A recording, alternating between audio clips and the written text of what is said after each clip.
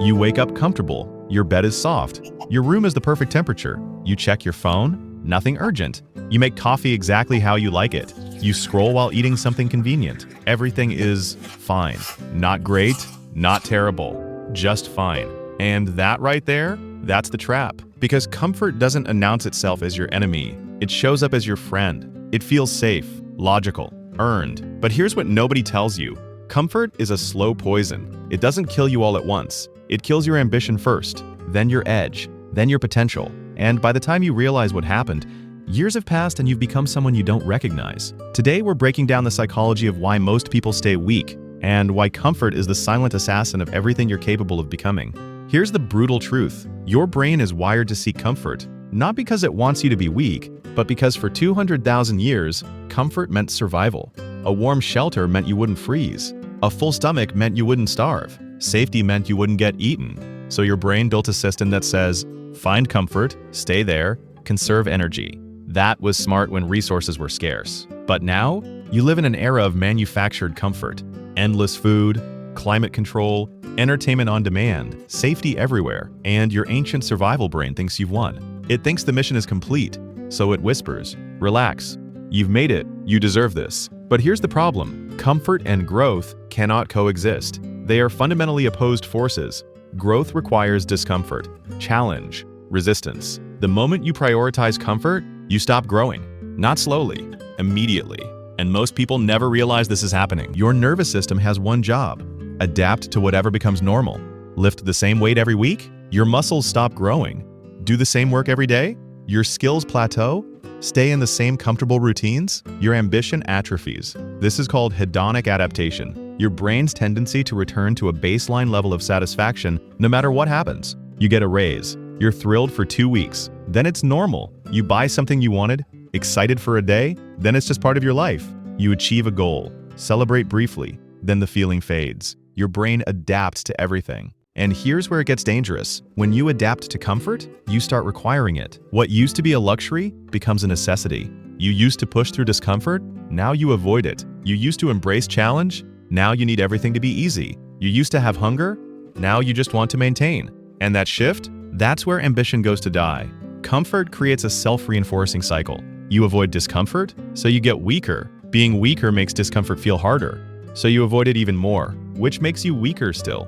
It's a spiral. And here's what makes it so insidious. It happens slowly enough that you don't notice. You don't wake up one day suddenly weak and unmotivated. It happens in tiny increments. You skip one workout, not a big deal. You avoid one difficult conversation, understandable. You choose the easier path on one decision, makes sense. But those small choices compound. And 6 months later, you're someone who automatically chooses comfort over growth. A year later, discomfort feels impossible. 2 years later, you've forgotten what it feels like to push yourself.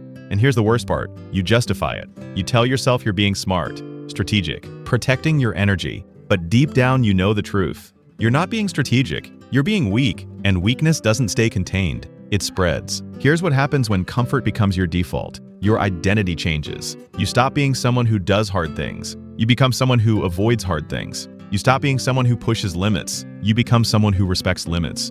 You stop being someone who grows. You become someone who protects what they have. And once your identity shifts, your behavior follows automatically. You're no longer making conscious choices to avoid discomfort. It's just who you are now. You're the person who doesn't do early mornings. You're the person who doesn't like confrontation. You're the person who needs their routine. You're the person who can't handle stress. These aren't facts about you. They're stories you told yourself so many times they became true. But here's the thing about identity. It's not fixed. You're not born with a permanent character sheet. Your identity is just the pattern of actions you've repeated most consistently, which means it can change, but only if you're willing to do what's uncomfortable. Only if you're willing to act like someone different until that someone becomes you. Let's talk about what's actually happening in your brain. When you choose comfort over challenge, you're activating your brain's reward system without earning it. You get a dopamine hit from scrolling. 0 effort required. You feel satisfied from convenient food. 0 work involved. You experience pleasure from entertainment. 0 growth happening. Your brain starts learning. Comfort equals reward. And here's the problem. Real achievement, real growth, real strength. Those require delayed gratification. You work hard now. The reward comes later. Maybe much later. But when your brain is trained on instant comfort, delayed rewards feel like punishment. So you stop choosing them. You stop doing things that are hard now but valuable later. You start only doing things that feel good immediately. And that pattern? That's the neurochemical signature of weakness. Strong people have trained their brains to value long-term rewards over short-term comfort. Weak people have trained their brains to value short-term comfort over everything else. And the scary part? Your brain doesn't care which pattern you choose. It just reinforces whatever you practice most. Here's where it gets even more dangerous. Modern culture actively encourages weakness. We've built an entire economy around making your life more comfortable, more convenient, more easy. And we've built a social narrative that says you deserve it. You deserve to relax. You deserve to treat yourself. You deserve to not struggle. And look, you do deserve rest. You do deserve recovery. But when you deserve comfort becomes your default operating system, you're finished. Because the people selling you comfort aren't trying to make you stronger. They're trying to make you dependent on their app, their service, their product, their platform. And every time you choose comfort, you're choosing dependence. You're outsourcing your strength. You're giving away your edge. And the people around you? Most of them are doing the same thing. So they'll validate your weakness. They'll agree that it's too hard. They'll support your decision to stay comfortable. Not because they want to hurt you, but because seeing you stay weak makes them feel better about staying weak themselves. This is why strong people often feel isolated, because choosing discomfort when everyone around you chooses comfort makes you the outlier, the weirdo, the one who's doing too much. But that isolation, that's the price of strength. So here's what you need to do right now, today, before this video ends. You need to audit your life for comfort. Look at your daily routine. How many of your choices are optimized for ease instead of growth? Your morning routine, is it designed for comfort or capability?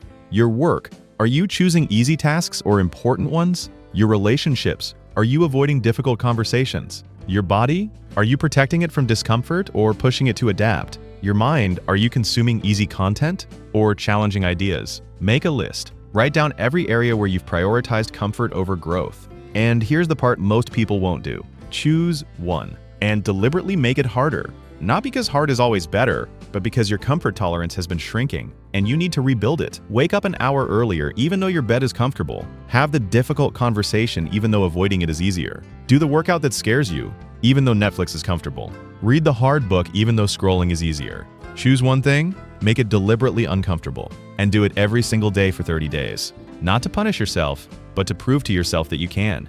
Because the moment you prove you can choose discomfort once, you remember you can choose it again. And that memory, that's where strength starts rebuilding. Here's what nobody wants to hear. You already know if you've gone soft. You already know if comfort has won. You can feel it in the way you hesitate before hard things, in the way you rationalize avoiding discomfort, in the way you used to be someone who pushed, and now you're someone who protects. You know. And the question isn't whether you've gotten weak. The question is whether you're willing to do something about it. Because here's the reality. Getting strong again is going to be uncomfortable. Painfully uncomfortable. You're going to have to do things that feel wrong. You're going to have to break patterns that feel safe. You're going to have to become someone different than who you've been. And your brain is going to scream at you to stop. It's going to give you every reason why you should wait, why you should start Monday, why you deserve to stay comfortable just a little longer. But strong people don't listen to that voice. They acknowledge it, they understand it, and then they do the hard thing anyway. Not because they're special, not because they have some genetic advantage, but because they decided that being strong matters more than being comfortable. And they proved it with action every single day. Comfort is not your friend. It's pretending to be. It's disguised as self-care, as wisdom, as balance. But comfort is the enemy of everything you're capable of becoming. The strongest people you admire, they're not stronger because they're more talented. They're stronger because they consistently chose discomfort when everyone else chose ease. They trained their bodies when it hurt. They built their skills when it was frustrating. They had the hard conversations when it was scary. They did the work when they didn't feel like it. And over time, those choices compounded into capability, into strength, into someone who can handle what life throws at them. You can become that person, but not from your couch, not from your comfort zone, not from the path of least resistance, only from the deliberate, repeated choice to do what's hard when easy is available. So the question isn't whether comfort is slowly destroying your ambition. It is. The question is, what are you going to do about it? Are you going to keep choosing comfort until you're someone you don't respect? Or are you going to start choosing discomfort until you become someone you're proud of? Because that choice, that's the only one that actually matters. Choose today, choose now, choose discomfort, and watch what you're capable of becoming.